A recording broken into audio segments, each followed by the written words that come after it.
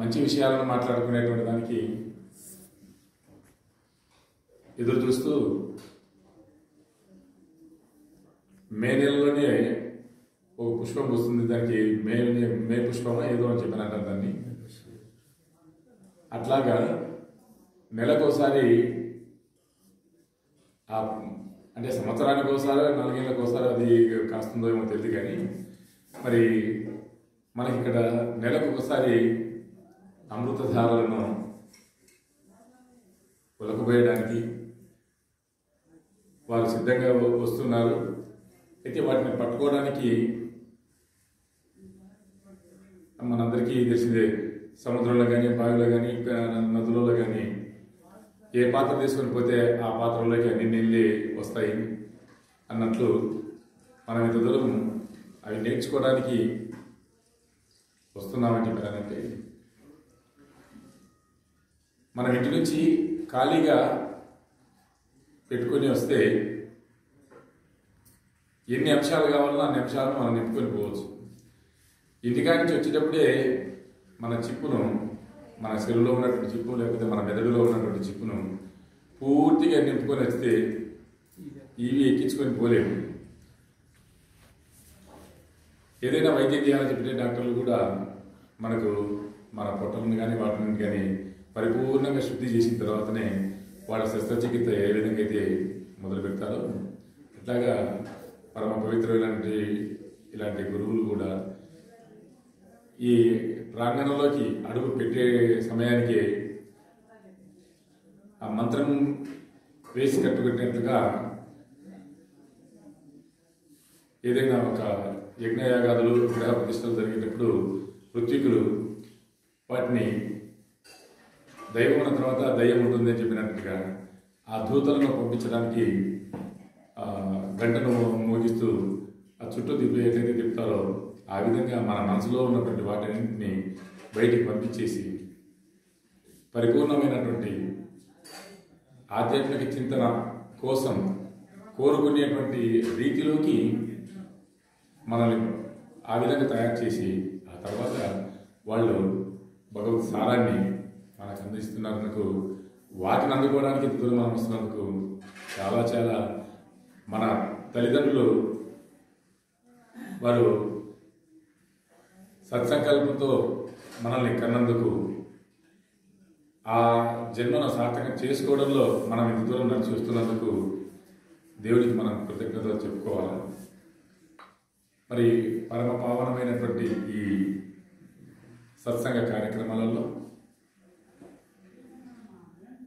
దైవం మనిషి రూపేణ, దేవుడు మనిషి రూపంలో ఉంటాడు. నేరుగా వచ్చి ఆయన అడగడు.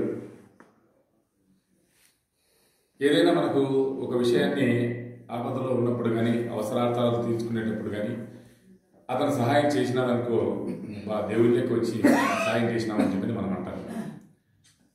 అంటే అక్కడ ఆ రూపంలో దేవుడు వచ్చాడు, మనకు అవసరాన్ని తీరుస్తున్నాడు. ఓ మహాత్ముడు ప్రతి గుండెలో గుడి కట్టుకొని, ప్రతి మనిషిలో గుడి కట్టుకొని గుండెలో గుడి కట్టినారు అని చెప్పి అంటారు. ఆ గుడిని ఏ విధంగా ఎవరు చూసినారు? అసలు చూసిన వాళ్ళు ఆ గుడిలో ఏం స్వామి ఉన్నాడు? గుడులన్నీ దండిగా ఉంటాయి, మనకు 33 కోట్ల దేవతలు ఉన్నారని చెప్పినారు. వాళ్ళల్లో ఏ దేవత అక్కడ, ఏ దేవుడు ఉన్నాడు అక్కడ అనేటువంటి దాన్ని మనం అక్కడ చూసుకుంటూ పోతుంది. మరి తెలియాలి. ఒక అబ్బాయి తనకు గుండెకు ఆపరేషన్ అవసరమైంది. ఆ ఆపరేషన్ అవసరమైనప్పుడు ఆసుపత్రికి పోయినాడు.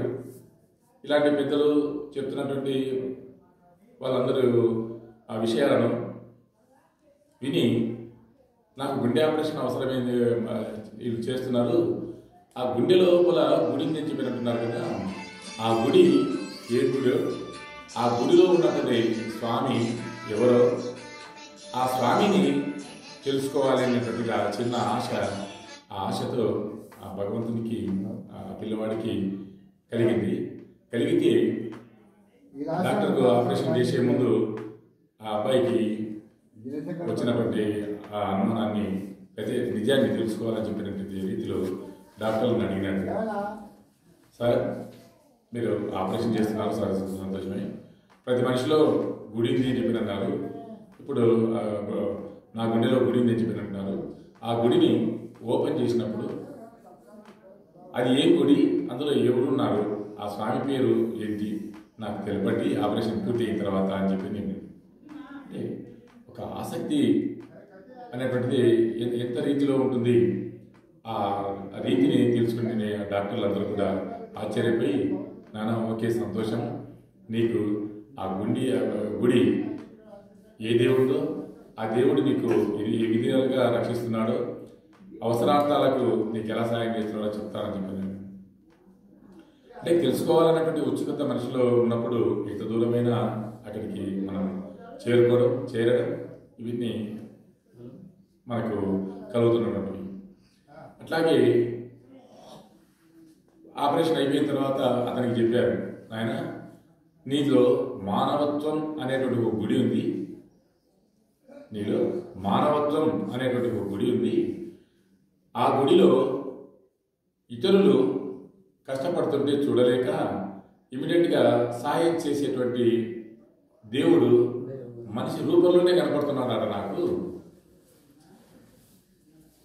33 కోట్ల దేవతలలో వాళ్ళందరి సారం కలిపి వాళ్ళందరూ కలిపి ఒక మానవత్వము అనేటువంటి ఒక గుడి.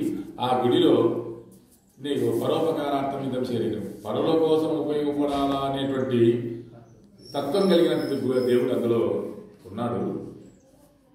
ఆయనను నీవు నీ జన్మను కూడా ఈ విధంగా పరలోకం కోసం ఉపయోగపడుతూ దేవునికి సేవ చేస్తూ మన ధర్మంకి సేవ చేస్తూ ధర్మ పరిరక్షణ కోసం సమయాన్ని వెచ్చిస్తూ ఈ రీతిలో నువ్వు ముందుకు పోనాయనా, ఆ మాట నీకు చెప్పమన్నారు ఆ దేవతలు, నీలో ఉన్నటువంటి దేవతలు అని చెప్పి ఆ మనిషిలో ఉన్నటువంటి మార్పులు చెప్పడం, ఆ విధంగా నడిపించడం ఆ డాక్టర్లు గురువుగా, దైవంగా, ఒక వైద్యునిగా, శస్త్రచికిత్స చేసేటువంటి వైద్యునిగా వాళ్ళు అన్ని రూపాలు ఎత్తి ఈ మనిషినే, ఆయన మనిషి ఈయన మనిషి, ఈయనలో ఉన్నటువంటి రోగాన్ని నయం చేస్తూ రోగానికి కారణమైనటువంటి రుగ్మతలకు ఏవైతే కారణం ఉన్నాయో వాటిని తొలగిస్తూ అతన్ని పరిపూర్ణమైనటువంటి మానవునిగా తయారు చేయడానికి ఆ వైద్యుడు, అందుకే వైద్యో నారాయణో హరి అని చెప్పి అన్నటువంటి విధానాన్ని వాళ్ళు తీర్చిదిద్దడంలో ఇవి ముందుగా ఉన్నాయన్నటువంటిది అభిప్రాయాన్ని పెద్దలు తెలియజేస్తుంది. ఆ విషయాన్ని నేను ముందుకు ఉంచాను. తర్వాత ధర్మం ఎక్కడుంది, దానికోసం వెతుకులాడుకుంటూ పోతామా, ఎక్కడుందో అక్కడ కనపడుతుందా అనేటువంటి ఆలోచనలో వస్తుంది. మీలాంటి పెద్దలు రోజు ఇంటికాడ మాట్లాడుకుంటూ ఉన్నటువంటి సమయంలో పిల్లలకు, ఎందుకంటే మనం పిల్లలు వేసేటువంటి ప్రశ్నలను మనం చిన్నప్పుడు ఉన్నప్పుడేమో అవ్వానో తాతానో మాట్లాడు అని చెప్పి ఇవన్నీ ఏదో విధంగా మాట్లాడించేది కోసం ప్రయత్నం చేస్తూ ఉంటాం. అయితే ఆ పిల్లోని మాట్లాడింది పెద్ద అయిన తర్వాత నోరు మూసుకురా అంటుంటాం. చిన్నప్పుడేమో అని మాట్లాడు అని చెప్తాము. పెద్ద అయినాక వాడు ఏదైనా మాట్లాడుతానికి నోరు మూసుకురా, నీకు తెలియదు అని చెప్పినా. ఏమీ తెలియనప్పుడేమో మాట్లాడమన్నావు, అన్ని తెలిసినప్పుడు మాట్లాడుతున్నప్పుడు నోరు మూసుకొని చెప్తున్నా. ఇది ఎక్కడ ధర్మం? మన ధర్మానికి కలుగుతున్నటువంటి ఇబ్బందులను, వాటిని ఎదుర్కోవాల్సినటువంటి తీరును, మనిషిని దాపెట్టేటువంటి ఏదైనా సంఘటన వచ్చిన దాన్ని దాపెట్టడం, ఇవి ఎంతవరకు సంబంధిస్తాం మనం ఆలోచన చేయాల్సినటువంటి. ఆ విధంగా చర్చించుకుంటూ ఉన్నప్పుడు సాయంత్రం పూట ఇప్పుడంటే అందరూ ఇళ్లలో బయట తలుపులు వేసేసుకుని లోపల ఇంట్లో పడుకుంటున్నారు. అంతకుముందు బయట మంచాల మీద వేసుకుని పడుకొని రాత్రి వెన్నెలను చూస్తూ ఆ వెన్నెలలో ఆ కిరణాలు మనకు బయట పడుతుంటే మన ఆరోగ్యం కూడా ఆలోచిస్తుంది. కార్తీక మాసంలో ఆ పౌర్ణమి గడియలు ముందు ఉన్నటువంటి ఆ 4 రోజులు కార్తీక మాసంలో నది స్నానం చేయండి అని చెప్పి అని అన్నారు. ఎందుకు చెప్పినంటే అందులో చంద్రుడు భూమికి దగ్గరగా ఉంటాడు కాబట్టి ఆయన కిరణాలు అంటే సూర్యుని ద్వారా ఆయన తీసుకొని ఆ నుంచి మనకు ఇస్తే ఆ శక్తివంతమైనటువంటి ఆ చంద్రుని కిరణాలు ఆ నీటిలో పెరిగి ఆ నీటిలో కలిసిపోయి మనకు శక్తిని ఇస్తాయన్నమాట. ఆ శక్తిని ఇచ్చేటువంటి నీటిలో స్నానం చేయండి అని చెప్పి చెప్తున్నారు అన్నమాట కార్తీక పౌర్ణమి కంటే ముందు. ఇంకా పౌర్ణమి కాలం తర్వాత అంటే చంద్రుడు తగ్గిపోతూ ఉంటాడు అనమాట. ఆ తగ్గిపోతున్నటువంటి శక్తి లేనటువంటి వాడు ఏం నడుస్తాడు? ఆ విధంగా అంతకుముందు పరిపూర్ణమైన పెరుగుతూ ఉంటాడు కాబట్టి రోజు రోజుకు దినదినాభివృద్ధి పెరుగుతున్నట్టు ఆ వెన్నెల ఆ కిరణాలు ఆ నీటిలో శక్తివంతమవుతాయి. వాటిని మనం స్నానం చేస్తే ఆ శరీరంలో ఉన్నటువంటి రోగ రుగ్మతలన్నీ కూడా వెళ్ళిపోతాయని చెప్పి మనకు ఆనాడు ఋషులు అంటున్నాం, ఈరోజు శాస్త్రవేత్తలు అంటున్నాం. ఆ శాస్త్రవేత్తలు సైన్స్ శాస్త్రవేత్తలు, ఆరోగ్య శాస్త్రవేత్తలు ఎన్ని రకాల